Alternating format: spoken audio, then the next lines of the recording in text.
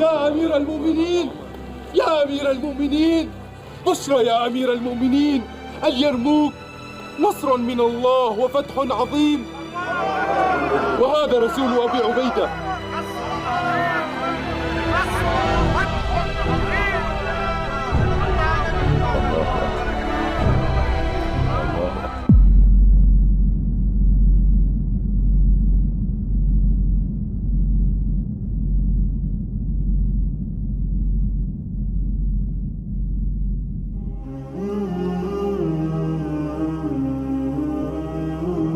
تو یہ جو مذہبی جبر ختم کیا ہے نا اسلام نے، یہ اس جدید دور کا خالق اسلام ہے، اور یہ ہوا ہے تلوار کے زور پر۔ یہ فلسفہ تھا، یہ جو تماشا بنایا ہوا نا انہوں نے کہ جی وہ دیکھیں جی مسلمانوں نے تلوار کے زور کے اوپر پوری دنیا کے اوپر حکومت کی ہے، یہ جنگجو تھے۔ سر جو بدماش سینکڑوں سال سے دنیا پر حکومت جمائے بیٹھے تھے، ان بدماشوں کو اکھاڑنے کے لیے تلوار کی تو ضرورت پڑنی تھی، اور اس کے لیے پھر اللہ تعالیٰ نے یہ تلوار مسلط کی۔ ظاہر اس کا انیشلی آغاز جو ہے وہ پھر مدینہ شریف سے ہوا، یعنی یہ دعوت قتال کی شکل میں مدینہ شریف سے اٹھی اور 15-17 سالوں کے اندر پوری دنیا کے اوپر یعنی پھیل گئی۔ آپ دیکھ لیں کہ ہجرت مدینہ ہوئی ہے یکم ہجری میں، اس وقت صرف 125 بندے مسلمان تھے۔ 2 ہجری میں غزوہ بدر ہوا، کتنے مسلمان تھے؟ 313۔ 3 ہجری میں غزوہ احد ہوا، کتنے مسلمان تھے؟ 1000۔ ان میں سے بھی 300 وہ منافقین ہی تھے، 700 مسلمان تھے۔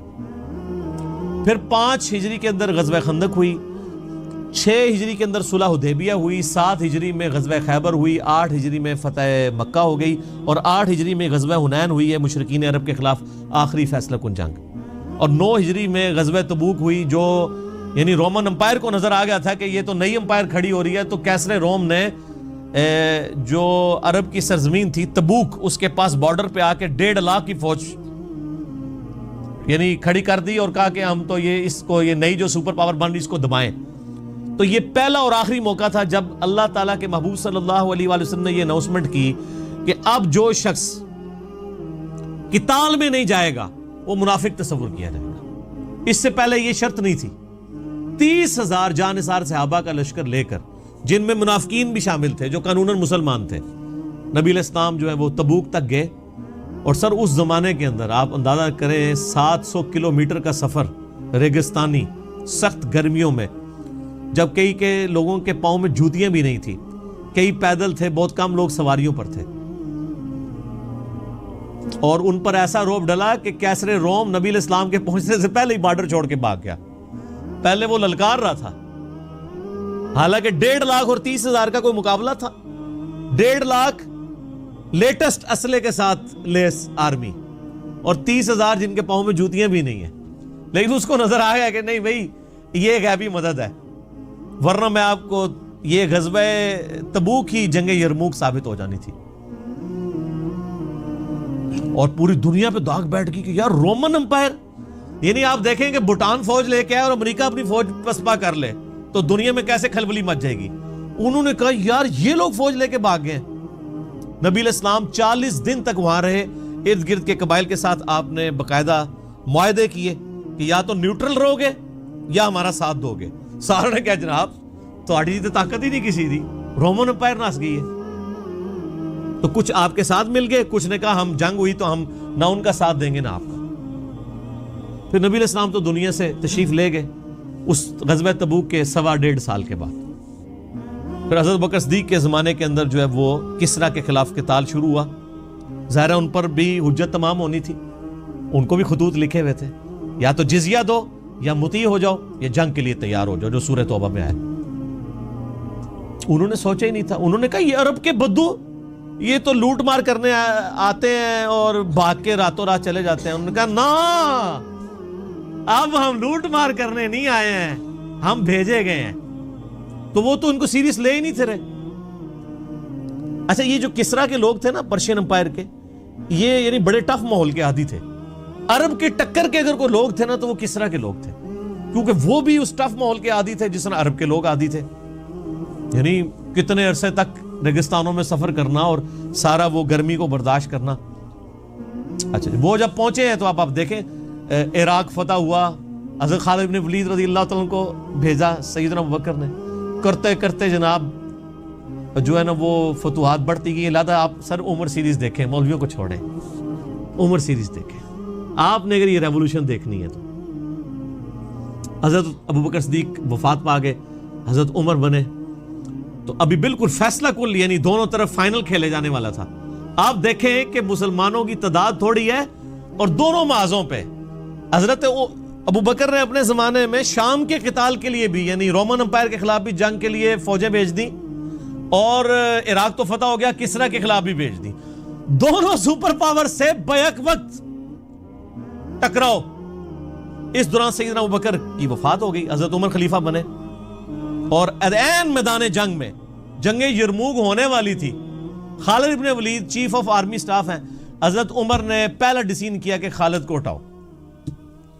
من عمر بن الخطاب إلى أبي عبيدة بن عامر بن الجراح فإني أحمد الله تعالى إليك. أما بعد فإن أبا بكر الصديق خليفة رسول الله قد توفي، فإنا لله وإنا إليه راجعون. وقد شاء الله أن أتولى أمر المسلمين من بعده، وقد وليتك جماعة المسلمين في الشام، فانظر في حرب الروم برأيك ومن حضرك من المسلمين.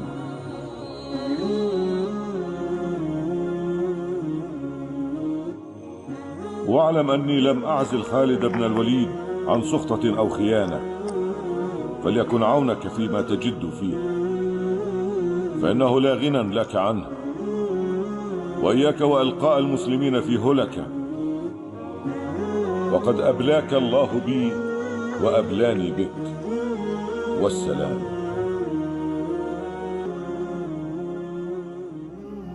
اور جناب کھلبلی مچ گئی. انہوں نے کیا جناب ساری فتوحات خالد نے کی تھی، انہوں نے کہا میں تہاڈی یہی بت پرستی توڑنی ہے، میں نے تمہاری یہی شخصیت پرستی توڑنی ہے. یہ خالد کی وجہ سے نہیں ہوئی ہے فتح، یہ خالد کے رب کی وجہ سے ہوئی ہے.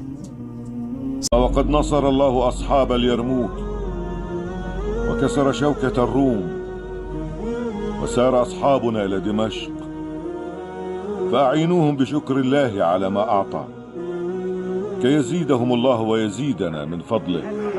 الحمد والشكر لله. ويقول بعضكم ما بال أمير المؤمنين قد عزل خالدا عن إمارة جند الشام، وقد كان من بلائه ما نعلم. فاعلموا رحمكم الله أني ما عزلته عن سخطة أو خيانة، ولكني نظرت في أمور ثلاثة.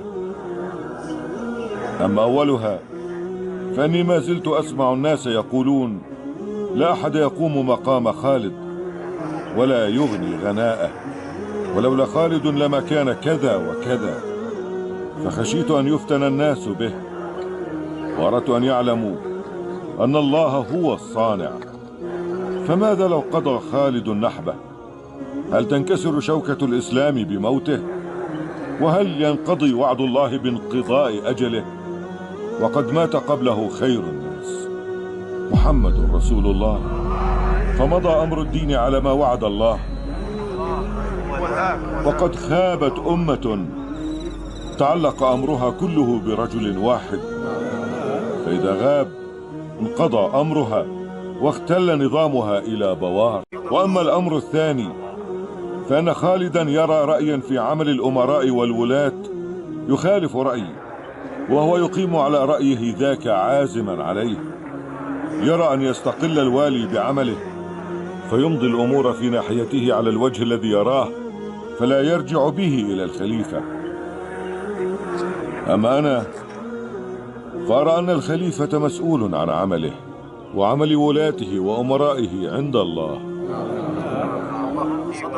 أما الأمر الثالث فإن عمل الأمراء والولاة لا يقتصر على خطة الحرب وتدبير الجيوش وإنشاب القتال، ولو كفينا الحرب لاكتفينا، فإنما نحن هداة ودعاة وإنما عمل الوالي والأمير سياسة الناس وإقامة العدل وحفظ الحقوق وتدبير معاش الرعية. وتوشك أن تدخل الشام في دولة الإسلام فيغلب أمر السياسة على أمر الحرب في عمل الوالي والأمير. وأبو عبيدة له فضل السبق والقدم في الصحبة، وهو الزاهد العابد المكيث الرؤوف بالناس. فإذا دخل خالد في أمره وجعل فطنته في الحرب تبعا لسياسته ضمنا أن يعتدل هذا بذاك، وأمنا أن لا يجور السيف على شأن الرعاية والسياسة والتدبير، وهو الأصل في الولاية. وقد بسطت لكم رأيي كي لا يكثر المقال ويتحدث الناس بسوء الظن، وهو مبلغ ما هديت إليه. فإن أصبت فمن فضل الله، وإن أخطأت فعلي خطأي. سر آپ سوچ سکتے ہیں کہ بالکل فائنل میچ کے اندر کیپٹن کو ہٹا دیا جائے. یہ حضرت عمر کا کانفیڈنس تھا. ابو عبیدہ ابن جراح کو بھیجا یرموک کے لیے، اور 4 دن تک جنگ جاری رہی. اللہ تعالیٰ نے مسلمانوں کو فتح دی. اور جو کیسر تھا رومن امپائر کا جو ہیڈ، جو صدیوں سے وہاں بیٹھا ہوا تھا شام کے اندر، بیت المقدس کو انہوں نے مین سٹی چھوڑ کے چلا گیا، وہاں سے دوبارہ نہیں آ سکا. اور دوسری طرف اس کے فوراً بعد اسی سال میں، جس سال یہ یعنی یرموک ہوئی ہے نا، یہ 17 ہجری کے اندر، اسی سال جنگیں جو ہے وہ قادسیہ بھی لڑی گئی ہے. اب ظاہر مسلمانوں کے پاس فوج تھوڑی تھی. قادسیہ اصل میں ایک مسلمانوں کا امتحان تھا کہ لاکھوں کا لشکر لے کے وہ رستم پہلوان آ گیا. تو پھر حضرت عمر نے باقاعدہ خط لکھا وہاں سے کہ تم وہاں سے فوج جو ہے نا کچھ حصہ یہاں پہ بھی ٹرانسفر کرو، تاکہ، اور یہاں سے اب طے پایا کہ جی اب کس کو قادسیہ کے لیے کس کو لیڈر بنایا جائے. حضرت عمر نے یہ ڈیسیژن کیا کہ میں خود جاؤں گا قادسیہ کے لیے، کیونکہ یہ بہت فیصلہ کن جنگ ہے. یرموک چونکہ مسلمان جیت چکے تھے تو اس کی وجہ سے جو پرشین امپائر ہے اس پہ روپ پڑ گیا تھا کہ جناب امریکہ تے نس گیا جائے، ہوں رشیا دی واری ہے. تو رشیا تے روپ پہ گیا، جس طرح آج رشیا اور امریکہ. سیدنا عمر نے کہا میں خود جاؤں گا. حضرت علی نے کہا کہ نہیں، نہ آپ نے نہیں جانا. سر یہ نام پتہ نہیں کہاں کہاں ہے. ان کا حضرت آپ کو کچھ ہو گیا تو پیچھے کیا بنے گا؟ اگر خدا نہ خواستہ مسلمان قادسیہ میں شکست بھی کھا گئے تو آپ پیچھے تو ہوں گے نا. ہم اور عرب قبائل کو جمع کر کے نئی کھیپ روانہ کر دیں گے، ایک اور فیصلہ کو جنگ لڑ لیں گے. اور اگر آپ شہید ہو گئے تو مسلمانوں کا شرازہ بکھر جائے گا. اور سر یہ سیم جو خطبہ ہے نا، یہ نہج البلاغہ میں بھی شیعہ کی کتاب کے اندر موجود ہے، جو میں نے HD کیمرے میں دکھایا ہے. تو سیدنا عمر پھر رک گئے. پھر مشورہ ہوا کس کو بھیجا جائے. اب باقی سینئر صحابہ بھی تیار تھے حضرت علی جانے کے لیے. باقی حضرت عمر جو ہے نا وہ سینئر لوگوں کو اپنے سے دور نہیں کرتے تھے. وہ کہتے تھے نہیں، تم لوگ تو مجھے مشورہ دینے والے ہو، تم کو تو میں تمہیں یہاں سے نہیں جانے دینا. بہرحال طے پایا کہ جی یہ جناب شیروں کے مقابلے کے لیے شیر کو بھیجا جائے گا. سعد ابن ابی وقاص، سعد شیر کو بھی کہتے ہیں نا عربی میں. شیر کو بھیجا جائے. سعد ابن ابی وقاص رضی اللہ تعالیٰ، نبی علیہ السلام کے ماموں بھی تھے رشتے میں، یعنی وہ نانکے خاندان سے یعنی رشتے میں ماموں لگتے تھے. سعد ابن وقاص کو حضرت عمر نے بھیجا، اور پھر ساتھ ایک خط بھی پیچھے سے روانہ کیا کہ سعد اس بات پہ نہ کرنا کہ تو اللہ کے نبی کا ماموں ہے. یاد رکھنا اللہ کا کوئی رشتہ دار نہیں ہے. ہائے ہائے ہائے، اللہ کا کوئی رشتہ دار نہیں ہے. خدا کے ساتھ کمٹمنٹ شو کرنی ہے، اپنی بزدلی نہیں دکھانی. اور پھر سر سعد ابن ابی وقاص اگرچہ وہاں جا کے بیمار ہو گئے، قلعے میں تھے، خود تو لڑ نہیں سکے، لیکن پوری پلاننگ انہوں نے کی. 4 دن کے اندر اللہ تعالیٰ نے مسلمانوں کو جنگ قادسیہ میں فتح عطا فرمائی. 8,500 مسلمانوں کی قربانی سے 8,500 مسلمان شہید ہوئے، اور ڈیسائسو جنگ تھی. آج ہمیں ان 8,500 بندوں کے نام تو نہیں پتا، لیکن اللہ کے حضور تو وہ امر ہے، جنتوں میں. اور پوری پرشین امپائر مسلمانوں کے قبضے میں آ گئی. رومن امپائر کا تو کچھ حصہ آیا تھا نا, باقی جزیہ دینے پہ آمادہ ہو گئے. پرشین امپائر پوری مسلمانوں کے پاس آ گئی. اور پھر حضرت عمر کا آپ کرائٹیریا دیکھیں کہ انہوں نے پرشین امپائر گری تو عبداللہ ابن مسعود کو چیف جسٹس بنا کے وہاں پہ بھیجا. چیف جسٹس اتنا بڑا ہوتا, آج کا چیف جسٹس نہیں سنبھالا جا رہا, اس زمانے کا چیف جسٹس. حضرت علی کو حجاز میں لگایا جہاں خود تھے حضرت عمر, مدینہ مکہ یہ پورا ایریا, یہاں کے چیف جسٹس علی ابن ابی طالب جو کسی کی پرواہ نہ کرے. عبداللہ ابن مسعود ایک کاشتکار کا بچہ, غریب صحابی, لیکن نبی علیہ السلام کا وہ لاڈلا, تو پرشین امپائر پہ وہاں پہ بھیجا کہ یہ چیف جسٹس آف کوفہ, اور پورا عراق ایران یہ پورا ایریا یہ ایک ہی ہوتا تھا, عراق ایران کا ٹائی. اور ابو درداء اصحاب صفہ میں سے اس کو رومن امپائر میں چیف جسٹس لگایا. یہ وہ لوگ تھے جو دنیا ادھر سے ادھر ہو جائے نا, یہ کسی معاملے میں کسی کا لحاظ نہیں کرنے والے تھے, حضور کی تربیت یافتہ تھے. اسی لیے آپ دیکھیں حضرت عمر جب تک رہے نا مینجمنٹ کمزور نہیں ہوئی ہے. حضرت عمر والی کوالٹیز اگر حضرت عمر کے بعد کسی شخص میں تھی تو وہ حضرت علی میں تھی. اسی لیے کافر بھی کہتے ہیں کہ حضرت عمر کے بعد اگر حضرت عثمان کی جگہ حضرت علی کو خلیفہ چن لیا جاتا تو حضرت ایک عمر ثانی مل جاتا مسلمانوں کو. اور بہرحال وہ خیر ایک علیحدہ سے ایک ٹاپک ہے. بہرحال یہ میں آپ کو بتا رہا ہوں کہ اس ساری چیزوں کی ابتدا ہوئی ہے قتال سے. قتال سے اس کا آغاز ہوا ہے, اور وہ قتال ہے کہ جس کا ذکر یہاں پر سورۃ الحشر میں اس قتال کے آغاز کا ذکر